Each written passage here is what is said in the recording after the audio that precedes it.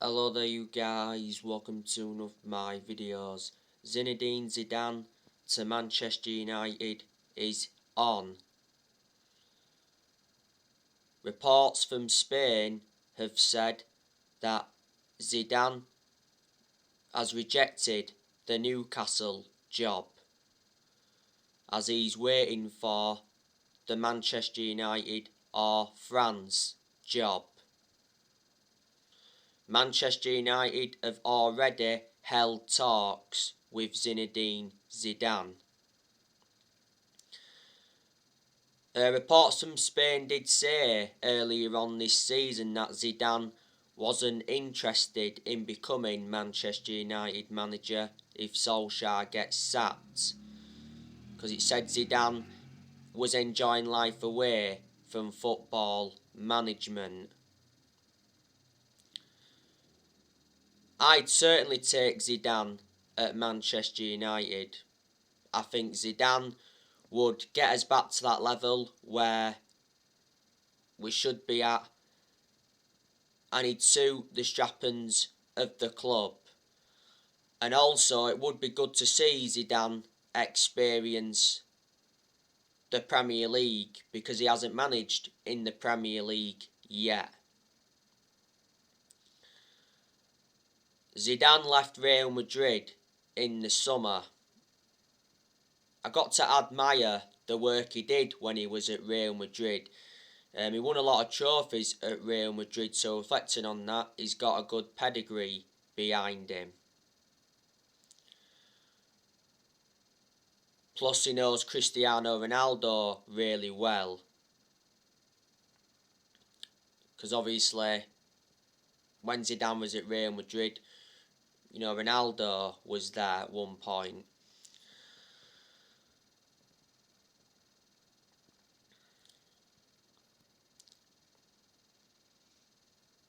Solskjaer, he needs to be sacked. If Manchester United lose to Manchester City tomorrow, there's a good chance that Solskjaer will get sacked.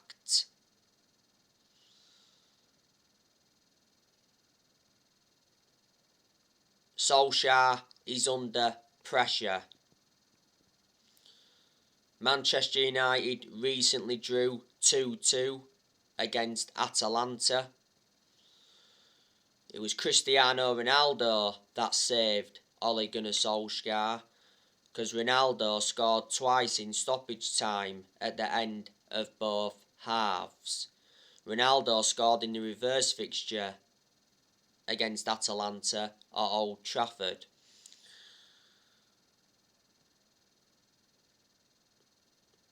So if it wasn't for Ronaldo, would have lost that game against Atalanta. Manchester United did beat Tottenham 3-0 last weekend. To be fair, that was a good performance by Manchester United, and it was a crucial victory for Ole Gunnar Solskjaer against Tottenham.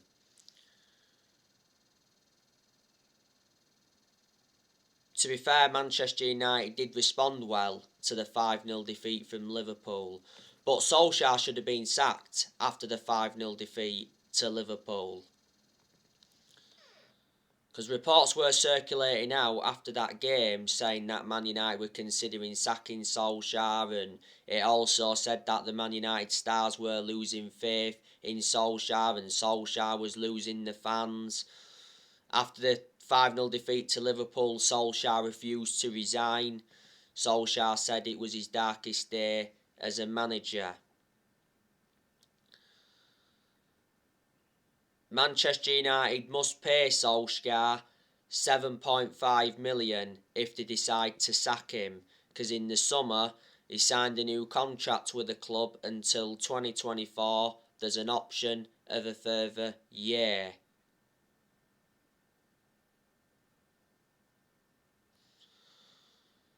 We made a mistake giving him that contract, because I can assure he won't see it out, and a lot of United fans will agree with me on that aspect.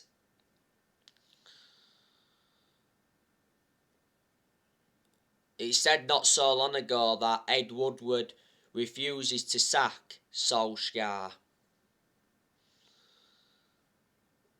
Woodward is not leaving Manchester United until January.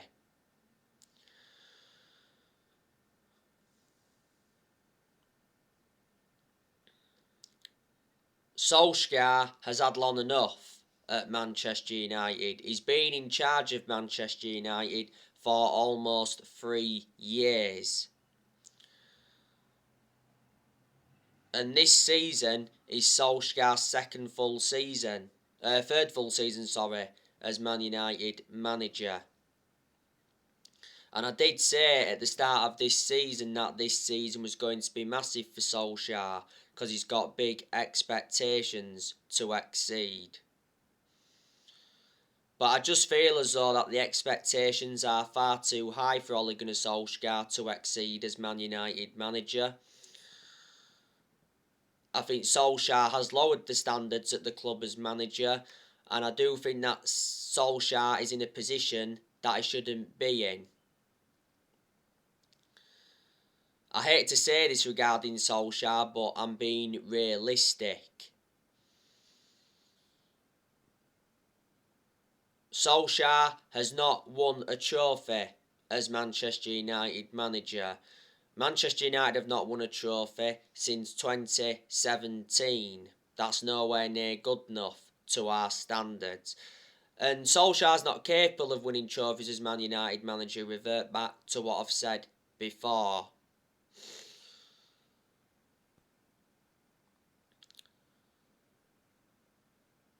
Manchester United enjoyed a very good summer transfer window this year.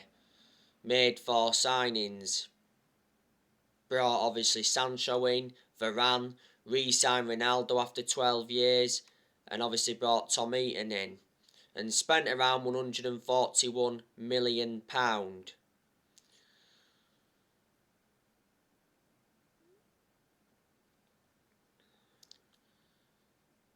Solskjaer's enjoyed like 5 transfer windows as permanent Man United manager.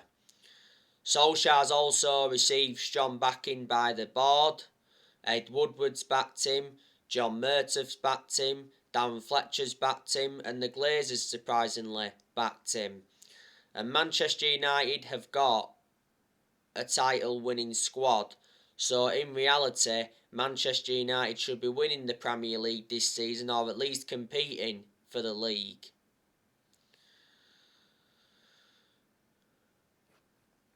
So reflecting on all of that, Solskjaer has no more excuses.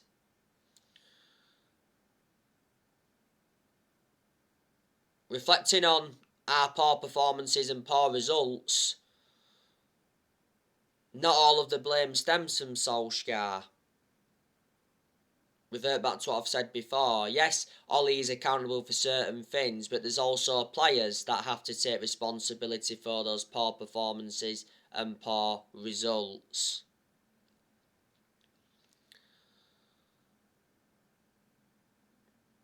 Reflecting how long Solskjaer's been at the club, he has gained some managerial experience and he's learnt quite a bit on the job, but there's still plenty of things Solskjaer's got to learn because he is still a young coach.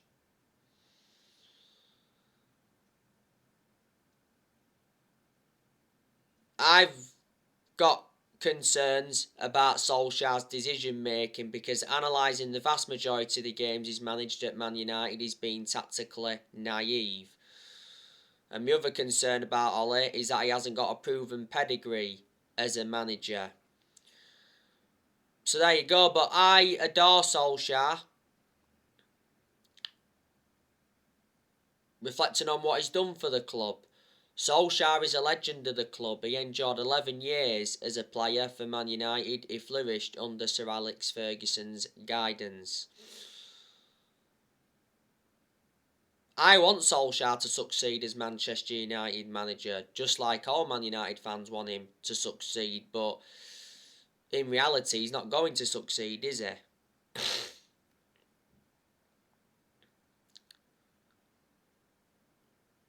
Manchester United appointed Solskjaer in December 2018 to replace Mourinho.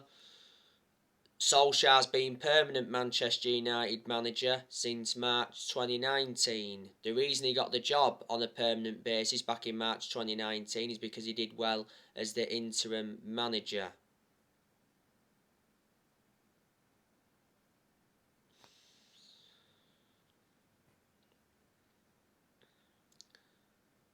Some progress has been made under Solskjaer because Solskjaer has got us to semi-finals. He got us to 3 semi-finals in his first full season. Last season, he got us to the EFL Cup semi-final. Last season, he got us to the quarter-finals of the FA Cup. And last season, he got us to the Europa League final. That was his first major final as Man United manager, but unfortunately Manchester United lost the final. So there you go, and last season all he got was a second place finish, and in his first full season he got us a third place finish.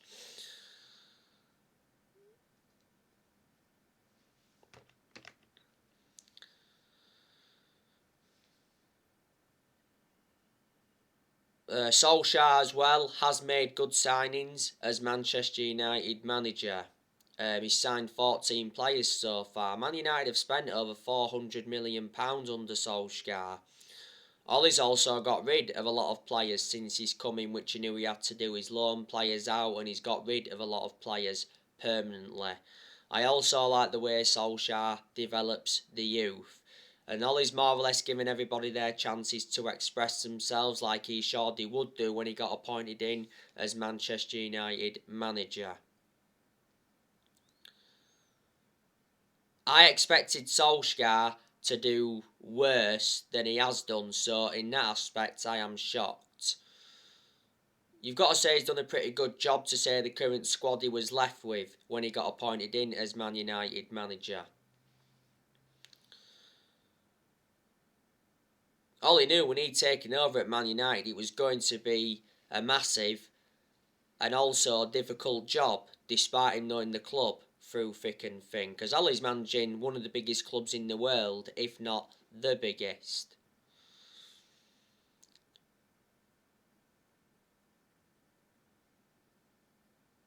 You know, if Solskjaer gets sacked, he will be the 4th permanent manager to be sacked since Ferguson, because Man United have already sacked 3 managers since Ferguson. Sacked David Moyes after 10 months. He's the worst manager we've ever had. We finished 7th under the Moyes era. That's the lowest we've finished in the Premier League era. We sacked Louis van Gaal after like 2 years or so. We did win the FA Cup under Van Gaal. And obviously we sacked Jose Mourinho. Despite Mourinho winning 3 trophies in his first season. Mourinho did enjoy one good season at Man United. I think Mourinho got us a 2nd place finish in his 2nd season. So there you go.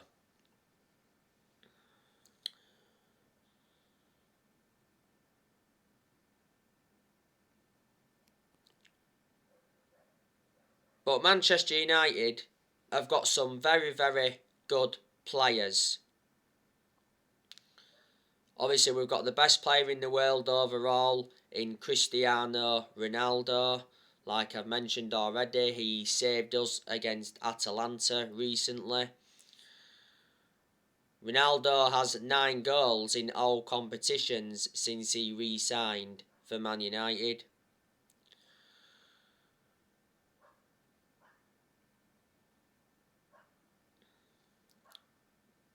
Back in September, Ronaldo got named Premier League Player of the Month, don't forget.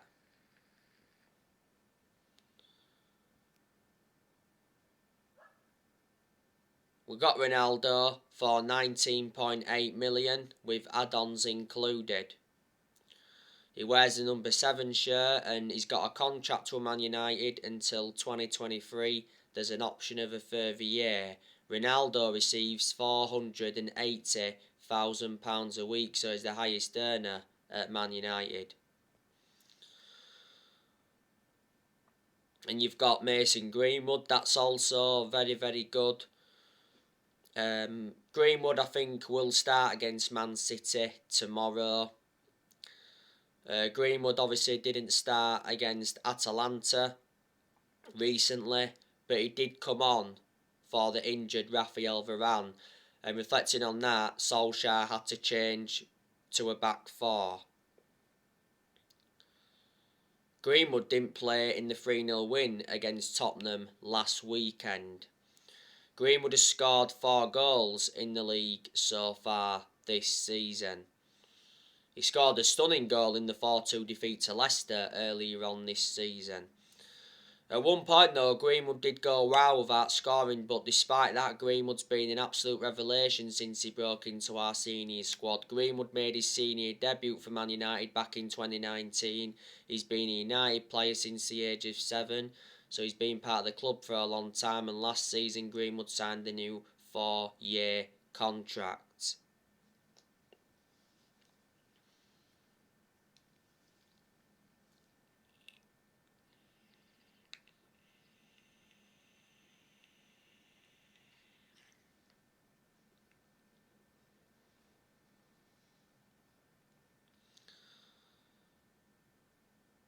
Marcus Rashford, he's also good as well.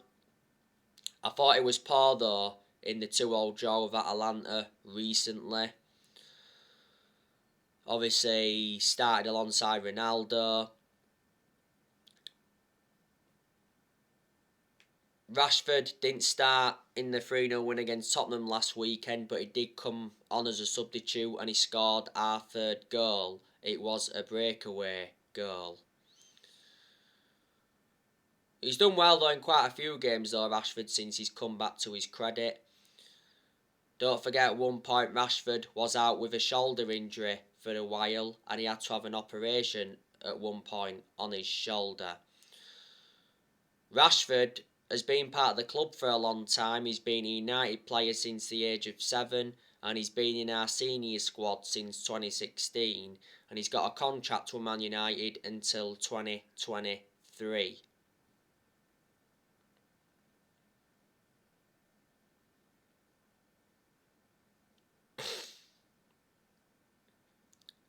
Jaden Sancho is a good player,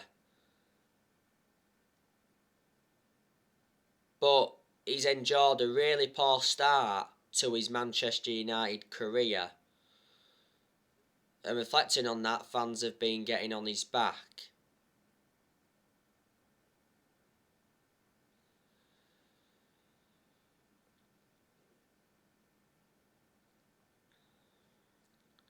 And I do think that Solskjaer is to blame for Sancho's poor performances, because when Solskjaer decides to play Sancho, he plays him out of position. There again though, there's quite a few games that Sancho doesn't even play in, so reflecting on that, does Jaden Sancho have a future at Manchester United? I said Sancho will do well at Man United, providing that he's used correctly. You know, it does take some players time though in general to settle in. Earlier on this season, Borussia Dortmund warned Man United about the Jaden Sancho problem. Dortmund's CEO came out and said that Sancho's lack of game time at Man United is hurting my soul. Man United got Sancho in a deal worth 78 million, with add-ons included. And Sancho's got a contract with Man United till June 2026 as an option of a further year. You've got Edison Cavani. That's also very, very good. Cavani didn't start in the 2-2 draw with Atalanta, but he did come on. Cavani obviously played in the 3-0 win against Tottenham last weekend. Cavani was obviously playing alongside Ronaldo in that game, and that was intriguing.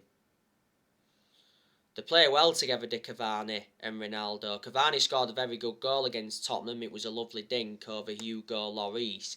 Cavani should have also scored in the first half against Tottenham because he had a very good headed chance that just went wide. Now, unfortunately, I think Cavani's going to be leaving Manchester United next year. I can't say I want him to leave, though, with the impact he's made since he's come in. Earlier on this season, Cavani was out with injury. Cavani's got under a year left now on his contract at Man United. It was back in May he signed that 1-year contract extension. I think this season is Cavani's second full season at Man United. We got Cavani on a free transfer, but he has got a good pedigree behind him. Look at the amount of silverware he won when he was at PSG. Not only that, he was a long-serving player when he was at PSG. Obviously, Bruno Fernandes, he's a world-class player. Probably one of the best midfielders in the Premier League. I think there's only De Bruyne on Bruno Fernandes' level in the league. Fernandes recently played in the 2-2 draw with Atalanta. Obviously, Fernandes put a good performance out. He got an assist for Ronaldo's first goal, and it was a lovely back heel by Fernandes. In the game against Tottenham last weekend, Fernandes played a part in 2 goals. And his contribution for both goals was absolutely world class. Fernandes starts the vast majority of Manchester United's games, and I think Fernandes has been consistent in a lot of games for Man United, but on the other side of things, there's been quite a few games where he's looked off the pace. Fernandes is one of our best players, and he's one of the best signings we've made since Fergie retired. Fernandes has been a Manchester United player for almost 2 years now. Last season he won Player of the Year, and he's won Player of the Month quite a few times, reflecting on his good performances. Got Fernandes back in January 2020 from Sporting Lisbon. Earlier on this season, Fernandes did make it clear that he wants to stay at Man United. And when he first came in, Fernandes, he said, "I've come to Manchester to win trophies."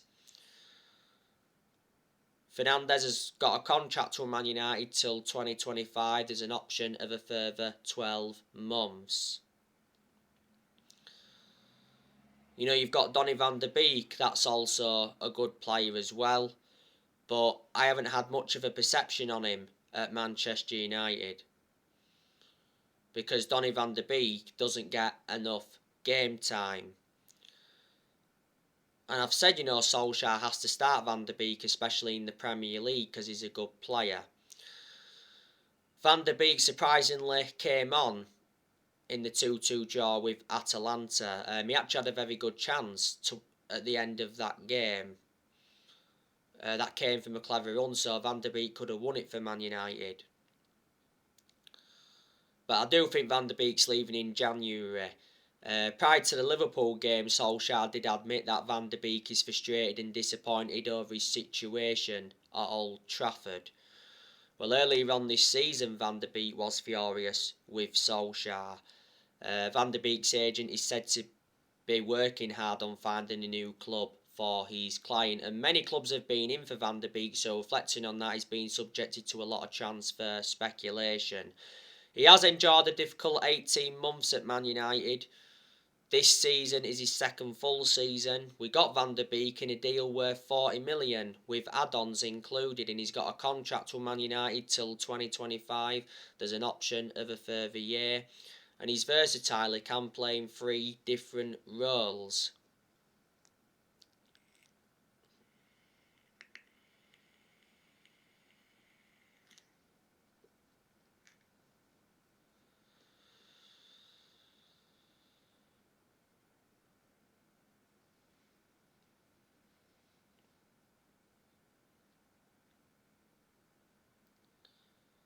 Paul Pogba, he's also a good player. He's not only a good player, he's an imperative player as well.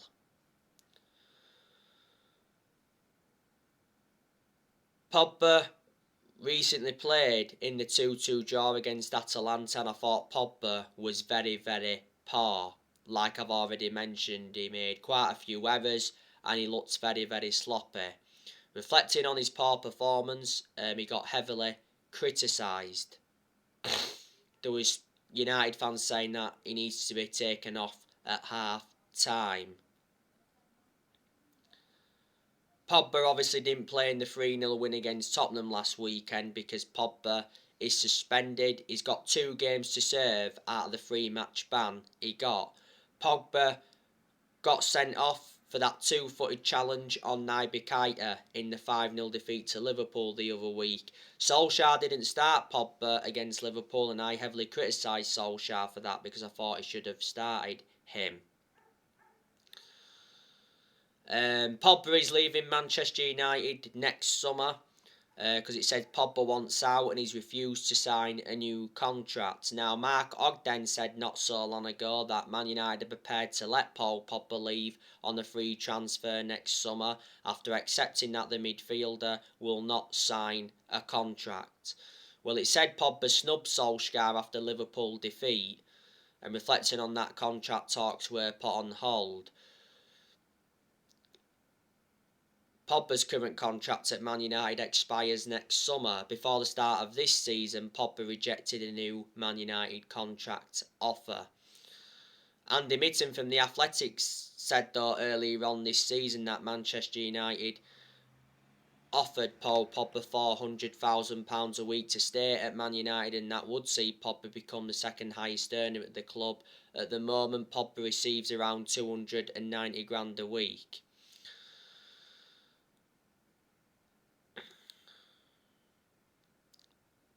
But he's done well in the league so far this season, Pogba. He's got 7 assists. He produced good performances for Man United in the last couple of months of last season.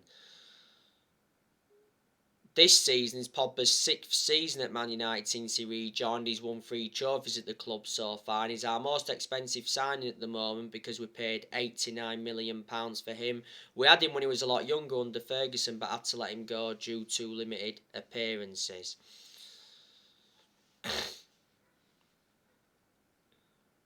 You've got Luke Shaw, that's a good left back. But Luke Shaw has been out of form this season. Where's the Luke Shaw from last season? Because last season, Luke Shaw was absolutely superb. Shaw was poor against Atalanta recently. He was obviously playing as a wing-back against Atalanta. There again, Shaw put a good performance out against Tottenham last weekend. Probably his best performance so far this season, despite him getting booked in that game against Tottenham last week. I'm sure as the season goes on, Luke Shaw will regain his form. There again, no, not so long ago, Luke Shaw had a minor injury and illness. I reckon Shaw's had a good career at Manchester United, despite the injuries he's had and that. Shaw has been at Manchester United for like 7.5 years, so he's been a long-serving player. And he's been our first choice left back for a while, and he still remains our first choice left back despite the arrival of Alex Telles. Alex Telles is also a good left back, and he's done well in the games he has played in at Man United, but I haven't had much of a perception on him at Man United because he doesn't really get in the team. Telles will only play when Luke Shaw's not available. The reason we brought Telles in was to provide competition for Luke Shaw. Telles was out with injury earlier on this season. We got Telles for £15.4 million from Porto last year. I think there's a good chance that Telles is leaving Man United next year. You've got Raphael Varane, that's a very good centre-half. But unfortunately, Varane is out with a hamstring injury, and I think he's out for up to a month. Varane came off injured in the first half in the 2-2 draw with Atalanta. Varane only just come back from a groin injury, didn't he? He was out with that groin injury for a few weeks. Varane actually made his return against Tottenham last weekend, and he put a very, very good performance out against Tottenham. He looked well composed, showed the ability to play the ball out from the back, very effective in the air. Very good centre-half. got Varane in a deal worth 41 million with add-ons included. Varane's got a contract with Man United till 2025. There's an option of a further year. Varane to Man United was official just before kick-off against Leeds, which was the opening day. You've got Eric Bailly, that's a good centre-half as well. You know, Bailly played against Atalanta recently, and what a performance he put out. You know, he made some very good blocks and he made some good interventions.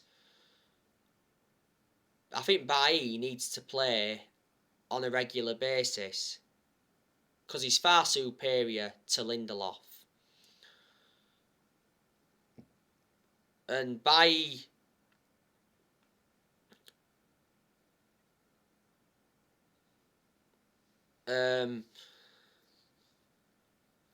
against Atalanta, that was his first game since the game against West Ham in the Cup earlier on in the season.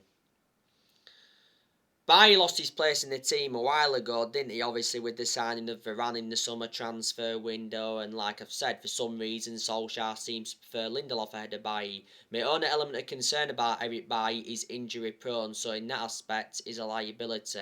Towards the end of last season, Bailly signed a new contract with Man United till 2024. There's an option of a further year. Harry Maguire, you know, a good centre-half when he wants to be, but I've got to say he has been out of form so far this season. He hasn't been that good since he come back from that calf injury. You know, Maguire was poor in the 2-2 draw against Atalanta recently. Harry Maguire was the one that played Zapata onside for Atalanta's second goal and just looked all over the place at the back. Maguire played well though against Tottenham last weekend, probably his best performance so far this season. Maguire certainly shouldn't have played in the 4-2 defeat to Leicester earlier on this season because he didn't look fully fit. Solskjaer rushed him back too soon. Maguire had ligament damage in his ankle towards the end of last season, don't forget. Harry Maguire is the most expensive centre-half in the world at the moment because we got him in a deal worth 80 million. And he's the second most expensive signing at the club. And obviously you've got Aaron Wan-Bissaka, that's a good right back as well. He's been in scintillating form recently. And you've got David De Gea, that's a very, very good goalkeeper. Done well so far this season. Did make a mistake though in the 2-2 draw of Atalanta because he should have saved Atalanta's opening goal. And Dean Henderson's a good goalkeeper as well, but he wants a loan move away from Man United next year because he won't get his chances now because De Gea reclaimed the number one spot back. So anyway guys, that's everything to update you today. Drop your comments, likes below on the channel. If you do, consider subscribe as always, and take care. God bless, and I'll see you all again very, very soon.